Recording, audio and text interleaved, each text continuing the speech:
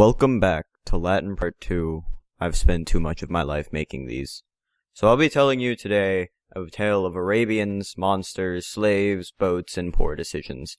This story is called Mercator Arabs, or Arabian Merchant, or something. I don't speak Latin. So the story starts off with the narrator named Barbillas eating. The narrator tells the reader about the time Barbillas showed him his gems. Then Barbillas starts ranting about how he got these gems, and being the polite guest that the narrator is, he listens to Barbillas because Barbillas has no other friends and he feels bad for him. So Barbillas got these gems from some Arabian merchant and starts talking about how the merchant crossed Arabia with all this expensive stuff like dresses and ivory, and he also had a bunch of slaves for guarding his stuff because the slaves know kung fu or something. So they're walking, and some thieves hit him with a ninja maneuver and spring some surprise attack on them and take the slaves and goods, but they leave the Arabian merchant for dead. And then the merchant soon wakes up and panics because he's in the middle of the desert with no slaves or water. So then some huge ugly monster flies out of nowhere for some reason.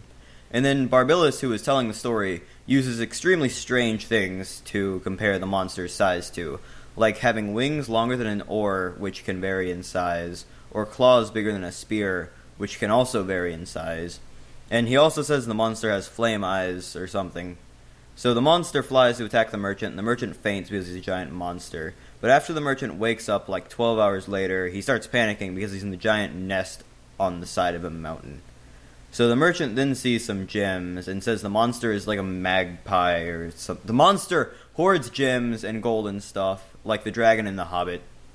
So then he notices that the monster took him because his belt was shiny, and for some reason the monster didn't just kill the merchant and take the belt, or rip the shiny puff off of his belt, or just take the belt. Like, why do you have to take the merchant? But anyway, the merchant then makes the worst decision possible in this situation and thinks it's a great idea to steal gems from the monster that hoards gems. Then he hides behind the gems when the monster comes back with more gems, because gems, gems, gems, so many gems. Then the night comes, and he's climbing onto the monster's back for some reason, and then the monster flies out in the morning with the merchant still on his back, and the merchant sees a ship in the sea, and he immediately jumps off of the monster, and for plot reasons he survives and gets saved, and then he can sell the stuff to Barbillas.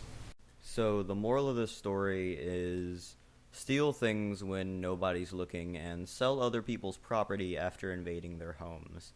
This concludes my second attempt at a Latin project. Please excuse my stuttering, and goodbye.